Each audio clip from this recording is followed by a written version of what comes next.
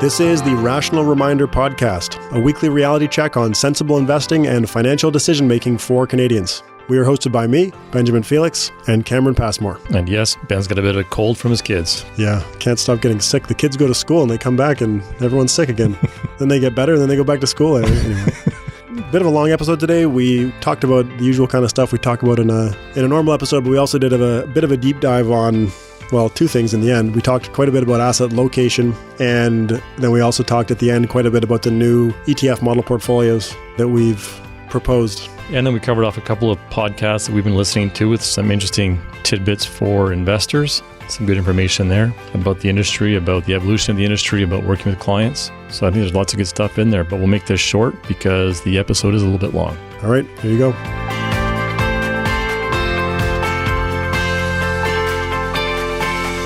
Welcome to episode 36 of the Rational Reminder Podcast. As promised, today we're going to roll out our new ETF model portfolios. And it's only two new ETFs compared to a couch potato type portfolio that you might be familiar with. So nothing too revolutionary, but a meaningful difference. So what's the main reason why you wanted to come up with this? Well, we talked about it last time. We want to continue talking about factors and the importance of small cap and value tilts and taking independent priced risks in portfolios. But we wanted to scale back talking about dimensional based on the feedback we've been getting. Yeah, and so it gives some listeners who want to do this on their own some tools to go ahead and do it. Yeah, so we're not just talking about this is what we do. It's actually, you can do this. You can do it, yeah. And in my opinion, and we'll talk more about this as we jump into it, but if anyone's willing to slice up a portfolio for tax efficiency purposes, like if someone's going to go buy US listed ETFs in their RRSP to pay less withholding tax, they should absolutely be looking at adding small cap and value. For sure. If someone values simplicity and they're not buying US listed ETFs for tax efficiency, then maybe they shouldn't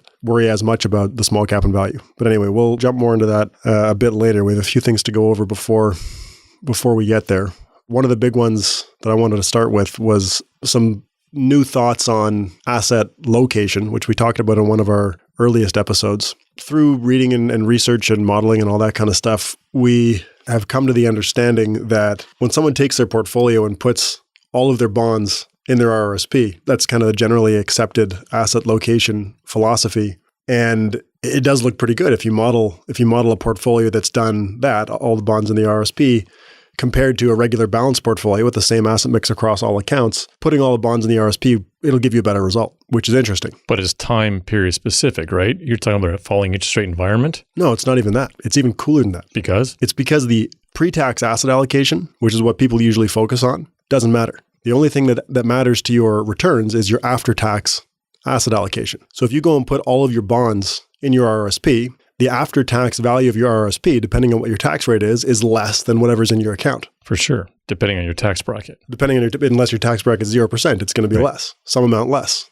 53.53% or less than what's actually in the account. Yep. Now, because of that, and because your after-tax asset allocation is the only thing that matters to your returns, if you put all your bonds in your RRSP, you end up with a more aggressive portfolio.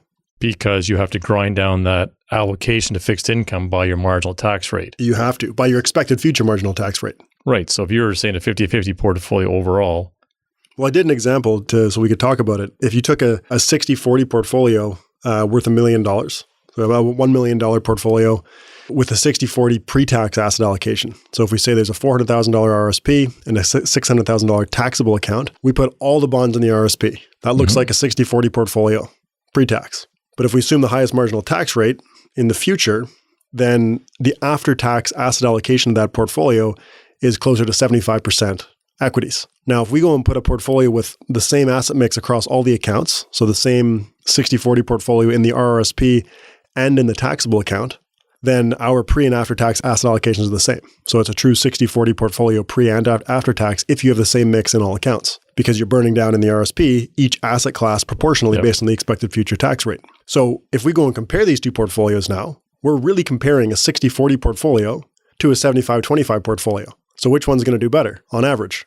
75-25, you would expect it to do better. Because it's a more aggressive portfolio. So it's like, okay, that's interesting. Then what happens if we start thinking about asset allocation or asset location and allocation using after-tax asset allocation as the starting point? So instead of focusing on pre-tax asset allocation and trying to optimize the locations, I can hear all the listeners collectively scratching their heads and wondering what is going on here. I don't know what else to say. I know, but we've been scratching our heads on this one as well for the past week or so, especially you. Well, it's fascinating. But anyway, so if we optimize, if we control for after-tax asset allocation, that means that we would not be putting all of the bonds in the RRSP. And I guess if we needed a 60-40 portfolio, we couldn't put all the bonds in the RRSP in our $1 million, $600,000 taxable, $400,000 RRSP example, because we wouldn't end up with a 60-40 after-tax asset allocation. So we have this little optimizer tool that we built a while ago to model asset location. And in that tool, we can choose, do you control for pre-tax or after-tax asset allocation? And so when we control for pre-tax, we get the result we've been talking about, where the optimizer puts all of the bonds in the RRSP. But if you instead control for the after-tax asset allocation, the optimizer will put mostly international stocks as much as possible in the RRSP. Because? Well, they've got the highest expected return in the assumptions that we use in the model. And this kind of jives with... And withholding tax as well? Is that what's also going on too? Well, the withholding tax would be higher. So that would be a reason not to have the international stocks in the RRSP. But anyway, that finding of control, if you control for the after-tax asset allocation that international stocks end up in the RRSP, that jives with a research paper that was in the Journal of Finance in 2004, which has this really interesting proof, like it's a mathematical proof, showing that the only thing that matters for the optimal asset location is the yield.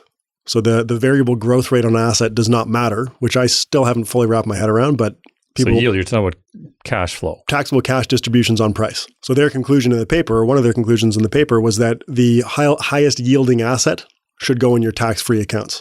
And it's actually interesting in the paper too, they don't differentiate much between tax-free and tax-deferred. They introduce the idea of the tax-deferred account. We only care about the after-tax amount. And then that's the RRSP. Tax-free is a TFSA. That's right. So if we take the RRSP and we're only worried about the after-tax amount, then all of a sudden the after-tax amount in the RRSP is really like a TFSA. So now we've got the RRSP and TFSA are both after-tax, or both tax-free accounts if we're only thinking about the after-tax balance of the RRSP. So anyway, this 2004 research paper suggests the highest yielding asset should go in the tax-free account, whether that's RRSP or TFSA. And the reason that's interesting is because when that paper was written in 2004, the highest yielding asset was bonds. But now in 2019, with yields where they are, international stocks are yielding well above bonds. So what's your bottom line key takeaway after noodling on this for over a week in the normal retail world? Well, I think one of the major takeaways is that asset location is way more complicated than people think it is. And people following the common logic of putting all of your bonds in the RRSP, or as much bonds as possible in the RRSP, you're truly ending up with a more aggressive portfolio than you think that you have. Now, I've seen arguments online that maybe that's a good idea. Maybe this is a good way to fool yourself, arbitrage your own behavior, I guess. Behavior arbitrage. That's interesting. Because then you can have a more aggressive portfolio without worrying about it. But is that the prudent thing to do? But even the pre-tax, like really you have bonds in your portfolio as a dampener of volatility. So you still have the pre-tax amount of bonds in your overall portfolio, which will cause a portfolio overall to be less volatile. Pre-tax, for sure. But no one thinks about it on an after-tax basis as they look at their statements month in, month out. Which is a problem, because the only thing that matters to your outcome is your after-tax asset allocation. Oh, I get that. I'm just saying from a behavior, get someone who's 10, 20, 30 years away from retirement, to get them there in a way they're going to behave well, they look at the real world value of their portfolio. That is the strongest argument that I can find for trying to optimize for asset location. Although, I guess following that logic, you'd be doing it in a flawed way intentionally to trick yourself into having a more aggressive portfolio. For sure. Absolutely. Which means there could be a better way to have a more aggressive portfolio while having an actually after-tax optimal asset location strategy. But go find me someone that might have a $500,000 RRSP that really thinks, it's only really $250,000 or $300,000. Nobody thinks that way. Definitely not, which is exactly the problem. Right. And I haven't heard many people talk about this. Most people talk about, bonds in the RRSP because you're going to pay less tax later, which is true. But when you start thinking about the pre-tax versus after-tax, the only reason that you're paying less tax later by putting bonds in the RRSP is because you have less money. Exactly. The pre-tax portion didn't grow as much, which means your portion didn't grow as much, and neither did the government's. Fascinating. Yeah. So I think that, like I said, the main takeaway is that asset location, trying to optimize that is way more complicated than most people think. And to have a truly optimal asset location, I think that it ends up being meaningfully different than what people currently view as an optimal asset location strategy. So you're then making a good argument to have the same asset mix across all your portfolios and forget about asset location? Well, that way it truly reflects what your risk preferences are? Yeah. And I mean, one of the big things with the 2004 research paper that I mentioned is that that proof that shows that you're better off having the bonds in the tax-free accounts, like I said before, it relies on bond yields being higher than dividend yields. So as soon as that switches, the whole thing switches. But then it also relies on tax rates. So you've got to make sure that the tax rate on yield is higher than the tax rate on capital gains. Now, those are both things that could change. Right. Yields can change, tax rates can change. And so that's kind of when we formed our direction on having a balanced mix across all accounts many years ago when we made that decision, because we decided that if it happens that yields change and all of a sudden you've got now a suboptimal asset location strategy, like we've seen with bond yields coming down, making stock yields relatively high. Now all of a sudden you're stuck. Like if you had all of your bonds in one account and the big capital gains and your international stocks in another account, now you've got a suboptimal asset location strategy. So what do? Do you change? Do you stay with the suboptimal strategy? And then what if tax rates change? All these different variables. That's why we decided to go balanced across all accounts, which is, I mean, this for me, this whole deep dive in asset location just reaffirmed that for me, because at the very least, you know what your asset mix is. Yep. Whereas if you're trying to optimize by putting everything in the RSP, for example, you don't really know what your asset mix is. Or to know what it is, you have to do the math. But you don't know what your future tax rate is. You don't know what your future income is. You don't know what future tax rates are going to be. So how do you truly build an optimal asset location strategy? Argument. Anyway, this is something that we continue to think a fair amount about, but our opinion as of now has not changed. So what do you make of the performance so far this year? I don't want to say it's not unexpected, because that's a tough thing to say, but markets go down, they come back up. They could have kept going down, of course, which is why I say it's a hard thing to say. But that's why you have to stay in your seat. We've said it so many times. 60-40 portfolio dropped down 5% last year, and it's now back above where it was January of 2018. So all of last year's losses and a little bit more have been made back so far this year. Yep.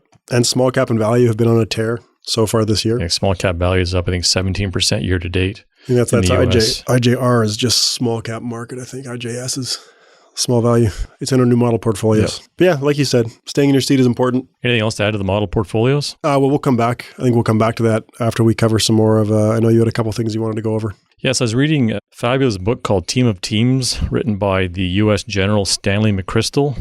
So he's a famed 4-star general, best known for being commander of the Special Operations Unit in Afghanistan.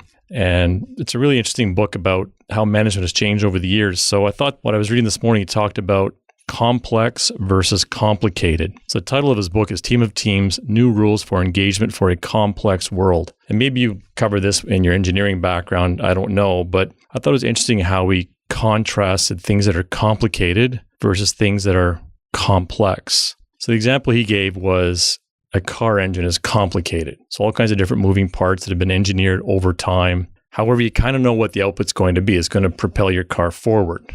Complicated, he says, is more like a chess game with hundreds of thousands, if not millions of different outcomes, and you don't know how other parties in this game are going to react depending on new information. Yeah, interesting. It's almost like intricate versus complex adaptive. Those words work better in my brain for the comparison. Okay. A car engine is intricate. A chess game or the stock market are complex adaptive systems. But at the face level, chess is simple. People can understand the moves you can make.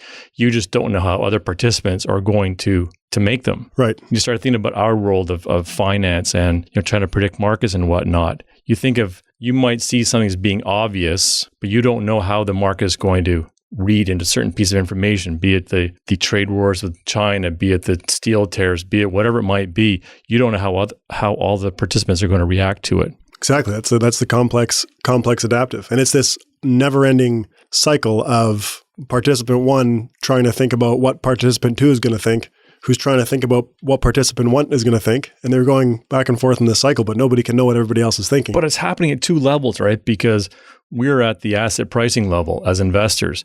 But down on the ground, you have companies doing the same thing with their competitors. So you got this dogfight at two levels. You got the companies, competing in the marketplace. You have asset prices or traders, brokers competing at the share price level. But yet you have retail investors who want to have control of their portfolios, trying to impart their beliefs on their portfolios, thinking about how stock prices will react to how companies will react. I mean, you think about it that way, it's kind of bonkers to think you can control this crazy, elaborate, complicated, complex system. Which is exactly what show up in the data. That's why people don't beat the market consistently. Yeah. He gave one little stat in the book saying in November 2007 survey of 45,000, I'm quoting here, economic data series foresaw less than a 1 in 500 chance of an economic slowdown as severe as the one that happened in 2008. In hindsight, it might appear pretty obvious, and we all know about the Big Short and whatnot, but it was not obvious to a lot of people at the time. Yeah, it's interesting. I always come back to that data point in my head when we talk about stuff like this, of the stat on the performance of the S&P 500 over the last 10 years being basically statistically impossible based on the data that we had prior to that actual outcome happening. Stuff that just can't be predicted. Another thing I listened to this weekend, I listened to the Michael Kitz's Financial Advisor Success podcast, which I know our listeners, that isn't necessarily their target kind of podcast, but it is for us. But he was interviewing Mitch Anthony, who's a well-known author in our world, keynote speaker and co-founder of what's called Life-Centered Planners and another advisory firm in the US. Anyways, he was talking about the benefits that he saw working with an advisor, which I thought was kind of neat. So the points that he gave, one is the organization, kind of the corporate memory, consistency of experience you have with a firm. Number two is accountability, and he thought this was the biggest one. He says, why do so many people have, exercise coaches and personal trainers and whatnot? Because they're not necessarily going to drive themselves as hard as they would otherwise. Another one is objectivity. Number 4, proactivity. Number 5 is education. And number 6 is partnership. So he says these are all the reasons that he thinks why many people choose to work with an advisor. When you add that up, that's what should lead to a good investment experience. Yeah, it's interesting. People often will say stuff to me, whether it's in person during a conversation or online, but people will often say stuff like, well, I can just go and get a plan from a fee-only planner for $2,000. And just buy an index fund. So what do you guys do? And it's hard to, I don't know if we've talked about this before in the podcast, but it's hard to objectify that, because a lot of the value in what we do is in the eyes of the clients that are receiving the service. And the value could be extremely different from one person to the next. But I think that list that you read captures a lot of it. And the point of this is not to be salesy. The point is, if you are doing it on your own, which is totally fine, just make sure you've got all these things accounted for as you take care of your things. Well, you won't. And I'm not saying, you can take care of a lot of it. If you put certain rules in place, you can make yourself accountable. If you know you're going to rebalance every month or every quarter, or whatever it might be, you can put the rules in place. Are you objective? I guess you can be as objective as you can. Proactive, you got to do the work. Education, again, you got to do the work, have to do the research. But it's to be aware of what you're giving up if you don't have your own advisor. And I guess, what does it take to truly be on top of all those things? And you definitely don't get continuity. One of the ones we interviewed, someone named Dr. Moira Summers for a future episode. And one of the things that she talked about was the continuity piece, where in a lot of cases, she consults with high net worth families. She's a neuropsychologist, I believe. And one of the things that she sees is that there will be one person in a couple, I would wager that it's probably the male in most cases, is totally on top of this stuff. And maybe they do check all of those boxes that you just listed. But if something happens to them, then their spouse ends up in a tough situation. And that's something that I think it's pretty tough to replicate, I guess, unless everything's completely automated. But how many times have people said to you, well, I don't quite see why I need you, yet their affairs aren't all perfectly buttoned down? Yeah. I mean, I've talked to people in many cases that'll say, yeah, I don't understand why I would pay for advice. And then you start digging into the situation and it's like they haven't maxed their RSPs out in 10 years and have a lot of cash, don't know how to deploy it. Sitting on all this cash. Should I buy a condo in Toronto? Yeah, I should get to my will someday. Not sure about asset mix. Don't have beneficiaries named. Anyway, I want to reiterate, it's not a knock against do-it-yourself investing, but it is interesting to see the contrast between the people who say to us, well, why would we pay you? I had somebody actually recently say to me that they asked the question, well, how do you guys make any money? Because you give away all of the knowledge for free. It's an interesting question, but just because we're giving away the knowledge doesn't mean that everyone's going to go and take all of the knowledge that we have and perfectly implement it. Strategy is easy. Execution is hard. Yeah. It's just like diet. I mean, we all know about diet forever. How come everyone isn't a chiseled specimen of a human? It's just not easy. Yeah. He also had another good quote I thought was neat. If something is measurable, it will become a commodity. Yeah, that is interesting. Really interesting. So I know you saw this article as well on CNBC talking about the former bond king, Bill Gross. Well, it's just kind of funny. This should be a comic. So Bill Gross, famous bond manager at PIMCO, he was there for 40 plus years. He left after a pretty big scrap in 2014 and joined the Janus Henderson Group in 2014. They gave him a new fund, the Global Unconstrained Bond Fund, which sounds pretty cool. Quickly raised, a couple $2 billion. I don't think it made any money in the time, and it's now dwindled down to $900 million or so. And he's just finally announced his retirement. The next month, it lost another $200 million in assets. And he's come out now on, is a Bloomberg article citing CNBC or perhaps vice versa, talking about how it's getting much harder to find mispricings in the marketplace. So here's a guy who touted himself for years of being the guy that can beat the market. People loaded him up. Like when he was at PIMCO, he managed, $270 billion fund? Made millions of dollars for himself and I guess investors. And now he's had his run. He says, it's pretty hard. You can't do this on your own. People can't beat the market. There's no more alpha left. It's always that amazing question of, was he lucky or was he skilled? And I think one of the most challenging things about that question is that just because he is smart, which he is, and has a great background and all that kind of stuff, doesn't necessarily mean that he's a relatively skilled fund manager. He even said that. Did you watch the interview? I did not. So he talked about how in their fund, they basically bought 10-year treasuries and let them roll down every year, roll down to 9 years, go back to 10, and roll down again to 9 each year. So his interest rates fell for the decade. They made a fortune. He said it was basically easy. And here you go, have a star manager retire, money poured in when he went to Janus, and now people leaving in droves. So we've never been fans of banking on star managers, obviously. But it's a bit of a slap in the face, I would think, for people. So now they've rebranded the fund, given it a new name. Yep, stuff like that is fascinating. So you listened to that last podcast that we've been talking about, one on Invest Like the Best, the Patrick O'Shaughnessy interview with Michael Kitces. Yep. Yeah, that was a good one too. He kind of gave a history of the financial advice business and how it's evolved into what it is today. It's crazy to think of all those decades where you had stockbrokers that were paid fixed commission rates of roughly 1% of the trade on the buyer or the seller. So that's where the stock brokerage business came from. Yeah. And then fixed commissions go away. So you got variable commissions. So firms start competing on how much commission they're charging. And then you get the discount brokerage. And then advisors who are wanting to sell advice type services, they start getting away from stocks because now that's a commodity. But then all of a sudden, mutual funds, this new thing. And so you need someone to pick your mutual funds for you. And now that's a commodity. But they went to mutual funds because of the trailer. Right. They follow the money. Yeah. I came in the business when trailers first came out and the DSC fund was announced by Mackenzie Financial. Wow. It was what was his name? Jim something at Mackenzie created the deferred sales charge. Wow. So you sold a fund and you got a 4, 5, or 6% commission. So people started migrating towards mutual funds. So all of a sudden you became a manager selector person. And then as more and more technology came into play and more robo-advisors and all the price competition, Michael Kitces makes the argument that people had to add more value in the vertical chain. So if whoever's closest to the client keeps the margin and squeezes everything up above. So he says the whole migration towards indexing, his opinion is that it was based more on cost, not on the fact that indexing makes any sense. I thought that was fascinating. Fascinating point. Right? So, with us, it's a combination of the two, right? For sure. We absolutely believe in the philosophy, but he said that's not the norm. Most people went there because they wanted to keep their margin with the client, 75 or 100 basis points fee, and shrink all the costs up above. We've even seen that from, I've talked to people who, not even going to index funds, just had an advisor that went from commission-based to fee-based, but the client's fee didn't change because the advisor ended up charging more for their fee-based service than they were receiving as a trailing commission when they were on the commission-based structure. You always follow the money. It's totally true. I've been amazed. Some of the U.S. advisors that Michael Kitces interviews in his podcast charge unbelievable fee levels. Like some are up 1.5, 1.75% in the first $500,000. It's crazy to me. I think we live in this world where we're very much influenced by, I guess, the couch potato blog, really, which has been one of the main sources of information for people wanting to learn about index investing. And it's a very fee-focused blog in general. And I think that translates into the people that we end up talking to in a lot of cases.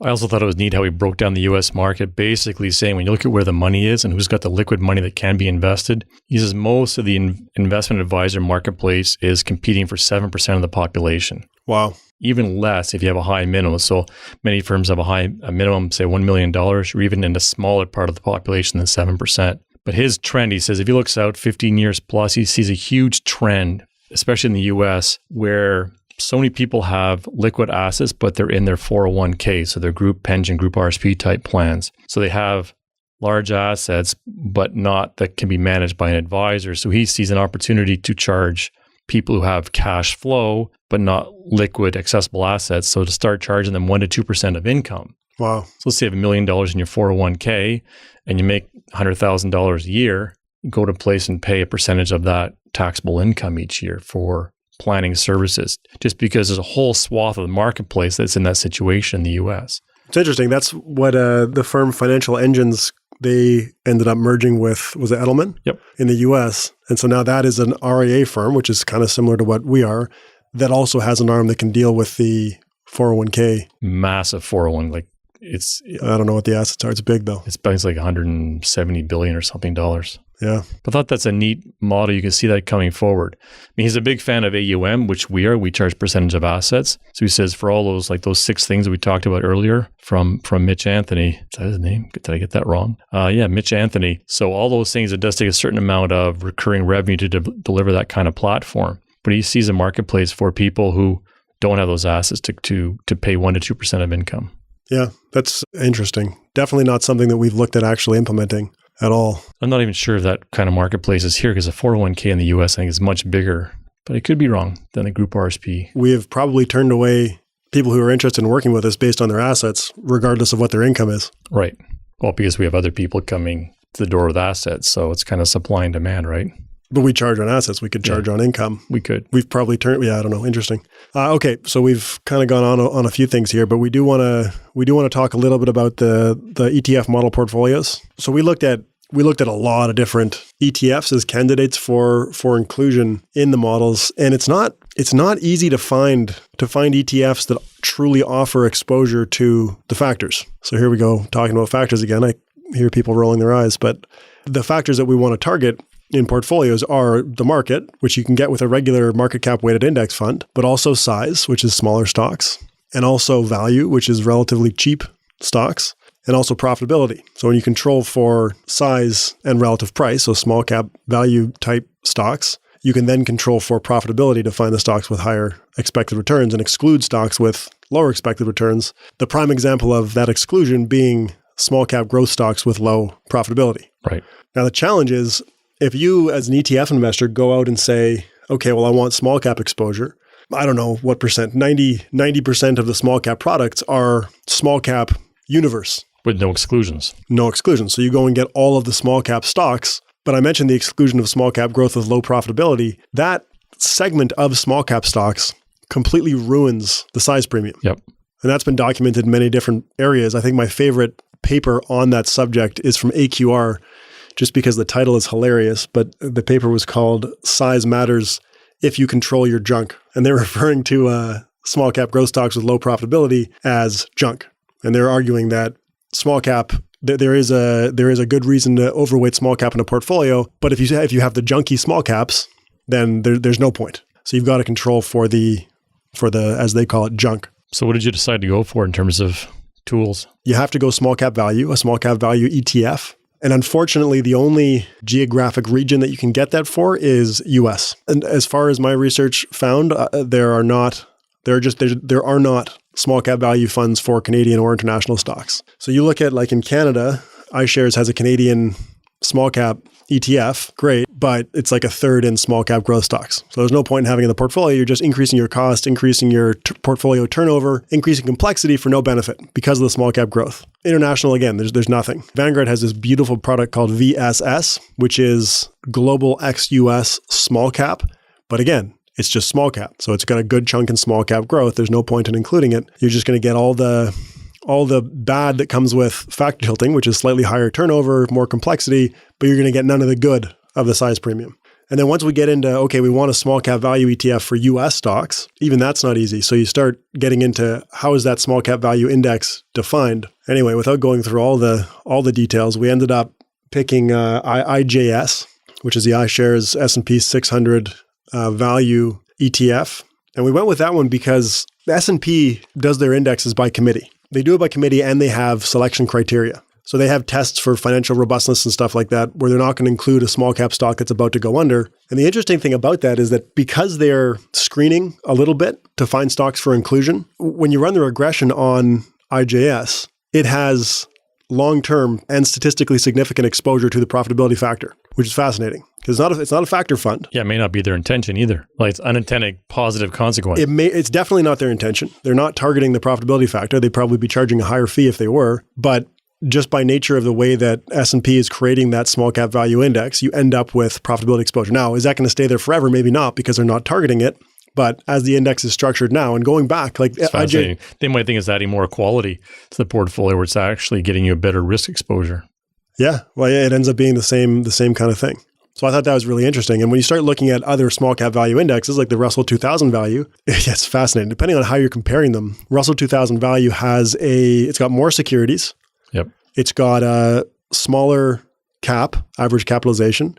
It's got a deeper value exposure. So you start thinking, okay, well, maybe we want a Russell 2000 value ETF. But the problem that you run into with the Russell indexes is, well, they don't have any exclusions. So you don't end up with that profitability tilt, and you probably end up with some junk, as AQR would call it. But the bigger problem with Russell indexes is that they're purely quantitative for inclusion. So that's just like, as long as it meets the capitalization requirements to be in the bottom 2,000. Of the top 3,000. Of the top 3,000, then it's included in the index. So there are no exclusions. There's no committee. So you run into two issues there. You end up with junky stocks, but you also have the issue of front running. So because Russell's going to reconstitute their index twice a year, everyone's going to know what Russell's going to exclude and include in their index before they announce it. And don't they break down their 2,000 into value and growth based on market cap? So each bucket has the same total value. So in the value bucket, you end up with more shares than in the growth bucket.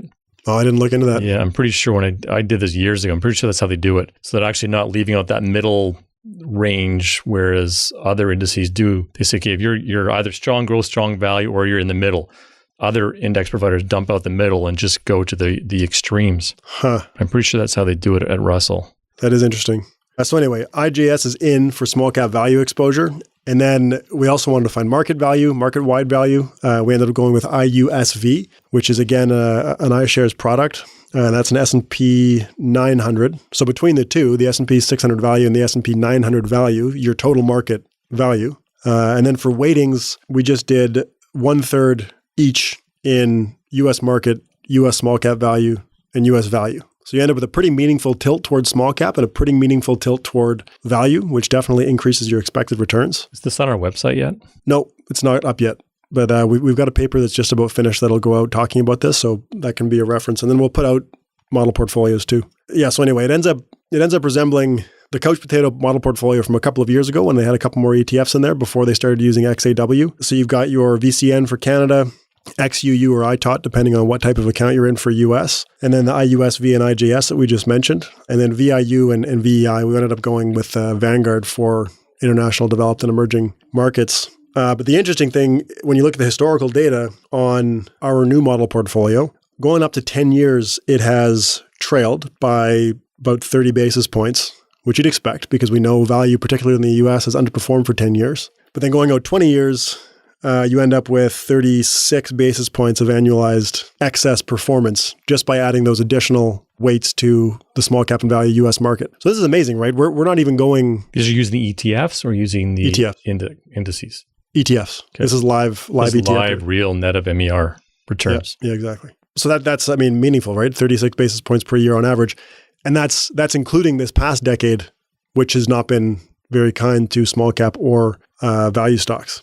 And I guess the big thing is for people to trust that these things are going to persist. And I don't want to keep going on, but there's good reason to believe that they will persist. And this one little 10-year period that we're in right now is not a reason to stop including small cap and value in a portfolio. So going forward, this will be the portfolio we talk about in terms of performance and comparison purposes. Yep. I've got one more data point that I think is fascinating to talk about. The lowest one-year return is a bit lower for our small cap and value tilted portfolio, which is kind of what you'd expect. It's a little bit more volatile with the small cap and value tilts. But when you look at the lowest 3-year return, the proposed model portfolio with the additional small cap and value is 3% higher than a market cap weighted ETF portfolio. Wow. And that's where you start thinking about drawdown and retirement and stuff and accumulation.